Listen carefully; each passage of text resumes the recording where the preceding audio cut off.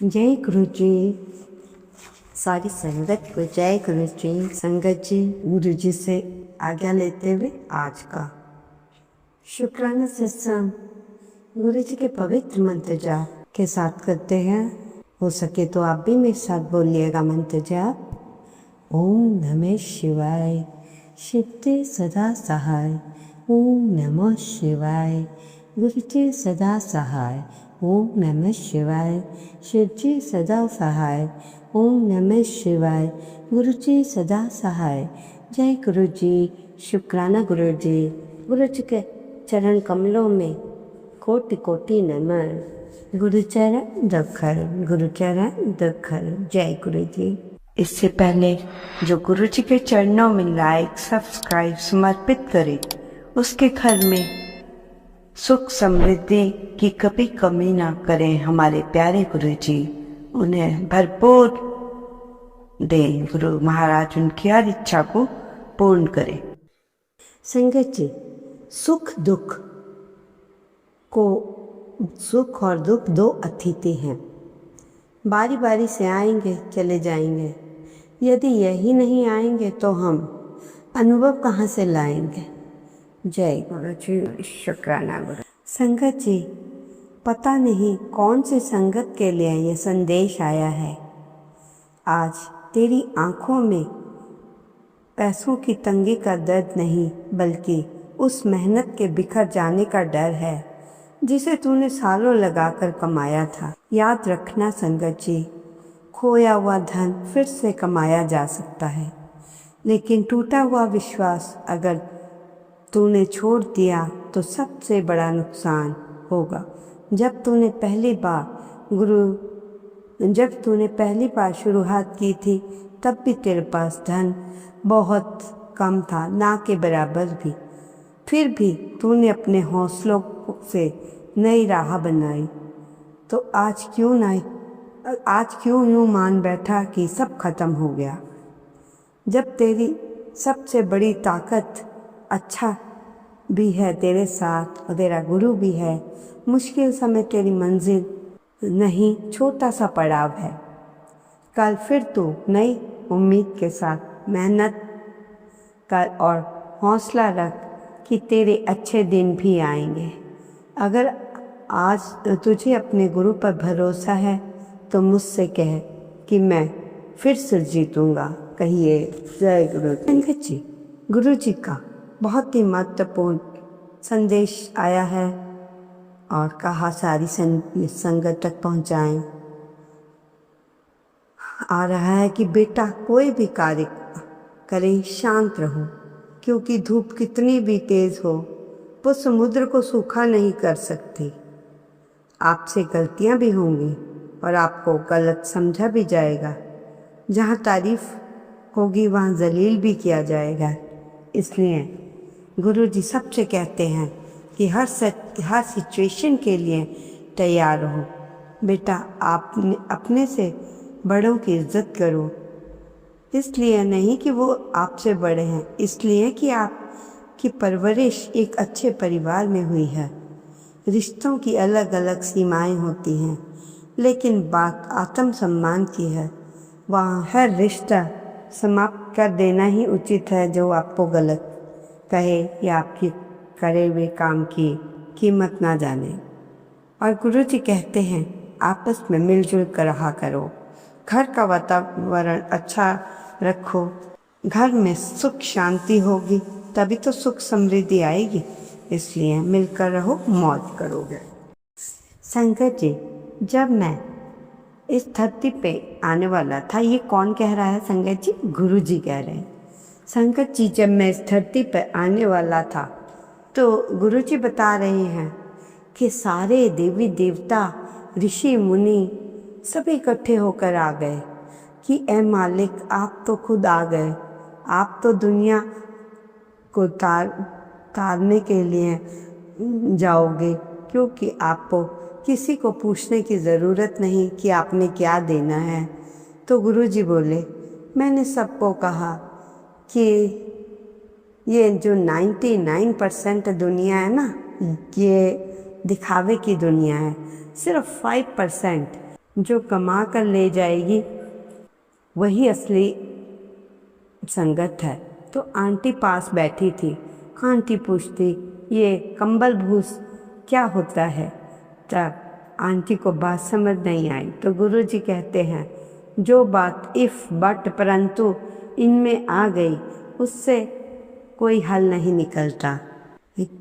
किसी किसी को किसी को आग में 100% में से 99.5 विश पूरी भी कर दूं तो वो मान लो 1% नहीं हुई तो रहेगा, एक विश भी मेरी पूरी ना की तो लो उसका काम लो जी, उसका काम तो हो गया, मेरा काम नहीं हुआ। जहाँ इफ और बट आ गया गुरुजी वहाँ से गायब। संगत जी, एक एक आंटी थी। जब उनकी डेथ हुई तो गुरुजी ने अंकल से बोला, 5 या 6 बंदे थे जिनकी मुक्ति हुई है आज तक। गुरुजी कहते हैं, मैं तो सबको देने के लिए बैठा हूँ, लेकिन 0.5 है जो पूरा विश्वास लेकर चलती है। जब विश्वास ही नहीं होगा कि चलो कर रहे हैं, हो रहा है हमारा, तो ऐसे नहीं चलेगा। संगत जी, छोटा सा सत्संग सुने।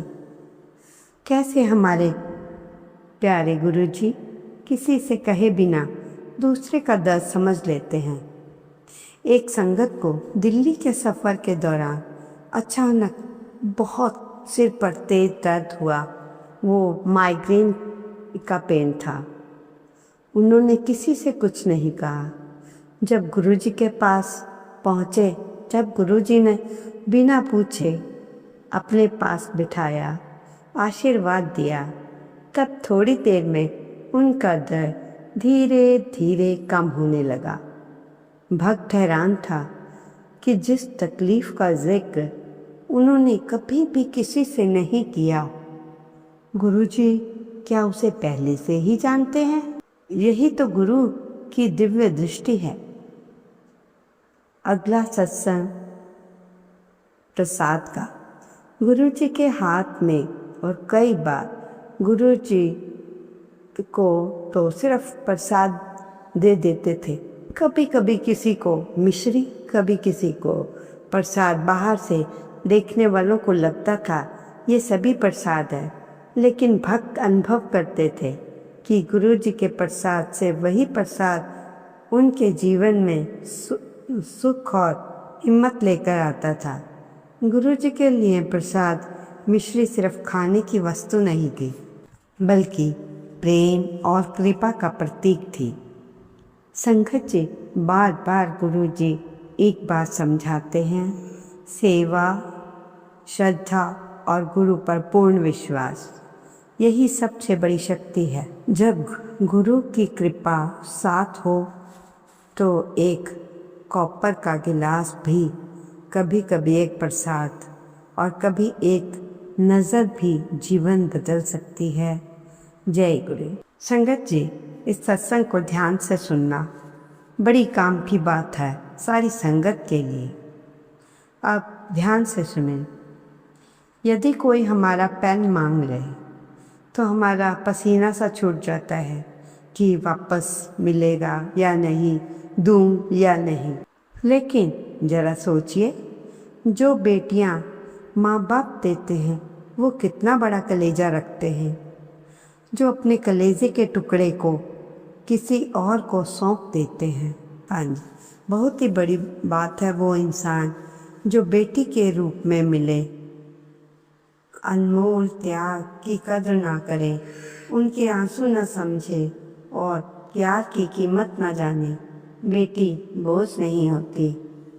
तो संगत जी, कितने निराले ढंग से गुरु महाराज जी ने बता दिया कि बेटियां बोझ नहीं होती और जिस घर जाएं वो भी उनकी कद्र करे, नहीं तो बेटी का जीवन आपको मालूम है क्या हो जाएगा, ये बताने वाली बात नहीं होती।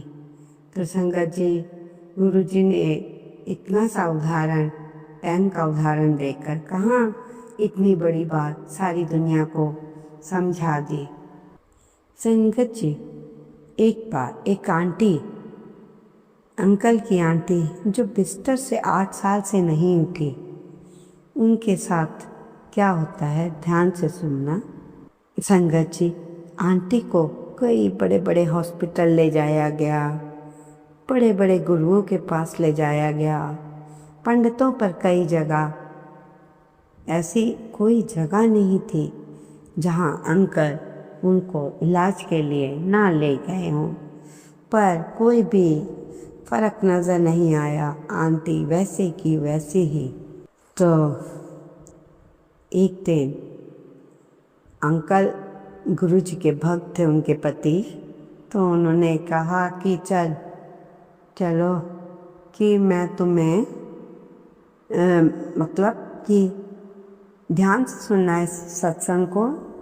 कि अंकल ने कहा कि देखो, मैं इतने गुरुओं के पास चला गया, एक और गुरु के पास भी जाया आता हूँ। तो आंटी को बोल के गए कि मैं एक और गुरु के पास जा रहा हूँ। आंटी ने कुछ नहीं कहा, ठीक है। तो अंकल गुरुजी के पास पहुँचे तो गुरुजी ने अंकल को कहा था, क्या दिया था प्रसाद में? समोसा प्रसाद, ये ले अपनी आंटी को दे देना। अंकल सोचे, मैंने सारी बात आंटी की पूरी बात गुरुजी को बता दी, किसी को कोई समोसा प्रसाद दे रहे हैं, गुरुजी को क्या सूझी, फ्राइड दे रहे हैं। घर के जाकर अंकल ने अपनी बीवी से बोलते हुए कहा, ले गुरु ने तेरे लिए प्रसाद भेजा है। कि आज मैं एक और गुरु के पास गया तो उसने मुझे, उनके घर गया तो समोसा प्रसाद दिया। तो किसी ने गुरुजी से कहा कुछ नहीं अंकल ने, पर जहाँ पत्नी बीमार है, परेशान है, इसलिए अंकल ने वो प्रसाद ले लिया और घर आकर अपनी पत्नी से कहा, ये प्रसाद है, दिल करे तो खा लेना, नहीं तो सुबह मेड को दे देना। ये कहकर अंकल अपने कमरे में चले गए। वो अंकल एक मिनिस्टर थे उस समय के, शौरी अंकल। अंकल जब सुबह 6:30 बजे उठे और चाय पीने के लिए बीबी के पास गए तो देखा कि बीबी बेड पर नहीं है। अंकल परेशान हो गए। अंकल ने आवाज़ मारी, कोई आवाज़ नहीं आई। फिर मैंने नर्स को आवाज़ मारी तो नर्स की भी कोई आवाज़ नहीं आई। तो अंकल ने सोचा शायद नर्स का टाइम हो गया होगा, वो घर चली गई होगी, ड्यूटी ख़त्म हो गई है तो चली गई होगी।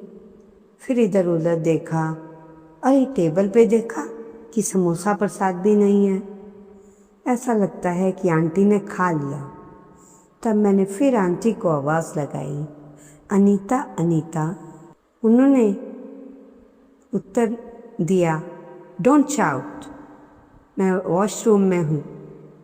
अंकल सोचने लगे, ना नर्स है ना कोई है, आंटी तो बेड से कभी उठ ही नहीं सकती थी बिना सपोर्ट के। अंकल कई तरह के विचार मन में आए, आंटी किसके साथ गई होगी, उसकी ड्यूटी तो ख़त्म हो गई। थोड़ी देर बाद देखा वॉशरूम का दरवाज़ा खुला और आंटी स्टिक के सहारे आई। अंकल थोड़े से परेशान हुए, 8 साल में नहीं हुआ, ये क्या हुआ? तो आंटी कहती है, रात को आपने समोसा प्रसाद दिया था तो पहले मेरा बिल्कुल भी मन नहीं था खाने का, प्रसाद खाने का बिल्कुल भी मन नहीं था। फिर 2:30 बजे जब मेरी नींद खुली और मन में ख्याल आया प्रसाद खा ही लेती हूँ, एक प्रसाद खाया, फिर वॉशरूम आया तो भूल गई कि मैं चल नहीं सकती। स्टिक पकड़ी और चली गई। बस ये शुरुआत थी। अंकल कह रहे हैं, संगत का कोई और इंसान मुझे सुनाता तो शायद मुझे ये विश्वास नहीं होता। दूसरे अंकल बोल रहे हैं, नारायण अंकल, कि एक सत्संग कोई मुझे वैसे सिंपल उसमें सुनाता तो मुझे उन पे विश्वास नहीं होता, पर ये तो गुरु जी के सामने सुनाया हुआ सत्संग है शौरी अंकल का। तो शौरी अंकल ने जब आंटी का इलाज करा रहे थे सभी गुरुओं से, तो उन्होंने अंकल से कहा इससे पहले कि गुरुओं और पंडितों के पर गया, पर साथ ही अंकल ने उसमें लिखा कि सभी गुरु और अंकल पंडित सभी फ्रॉड है। तो शौरी अंकल ने पूछा कि मैं तो इस सत्संग को न्यूज़पेपर में डाल दूं, गुरुजी से पूछा। तो गुरुजी ने कहा, शौरी अंकल कोई एडवर्टाइजमेंट नहीं। देखो कितनी बड़ी बात कही। गुरुजी ने कहा नहीं, जो जिसने आना होगा खुद आएगा, ऐसी एडवर्टाइजमेंट, ऐसा गुरु मैं नहीं हूँ कि मैं एडवर्टाइजमेंट करा कर कहूँ कि हाँ हाँ ये डालो वो डालो। तो ये बहुत समझने वाली बात है संगत जी। गुरु महाराज कितने सिंपल, इतने बड़े गुरु होने के बावजूद मना कर दिया उन्होंने। तो ऐसे गुरु को हम क्यों ना अपनाएं, क्यों ना प्रणाम करें, क्यों ना उनके होके रहें, डायरेक्ट उनके हो जाएं, सरेंडर कर दे अपने आप को उनके लिए, तब तो बात बनती है। पर ये जो आज भारत के हिंदुस्तान की धरती पर इतने गुरु हो गए जिनको कि फ्रॉड के नाम से ही जाना जाता है, उन्होंने असली गुरुओं का स्थान भी कम कर दिया है, उनकी श्रद्धा भी कम कर दी। पर जब आप अपने हमारे गुरु महाराज जी के पास पहुंचोगे तो आप खुद ही कहोगे, नहीं ये गुरु वाकई में ही गुरु हैं। ये गुरु तो अपने ऊपर सारे कष्ट ले लेते हैं, ऐसे गुरु महाराज हैं हमारे। तो सिर्फ ऐसे ही गुरुओं की अभी कमी है। ये हमारे जो गुरु महाराज हैं, इन्होंने तो खैर दुनिया को तार दिया, जो भी जुड़े इनके साथ। परंतु हर किसी के पास मुंह उठा के मत जाइए, जब तक आपको पूर्ण विश्वास ना हो। तभी तो गुरु जी कहा करते थे कि पंडितों से अपना काम कराने की बजाय, पाठ कराने की बजाय स्वयं करो, ताकि आप पूरा पाठ करोगे। जो पंडित आएगा वो कई पन्ने पलट देगा, आपको नहीं पता चलना। अब कहेगा हो गया जी पाठ, दक्षिणा। ओम नमः शिवाय। गुरु जी सदा सहाय। जय गुरु जी। शुक्राना गुरु जी, अनंतम अनंत शुक्राना। ओम नमः शिवाय। शिव जी सदा सहाय। ओम नमः शिवाय।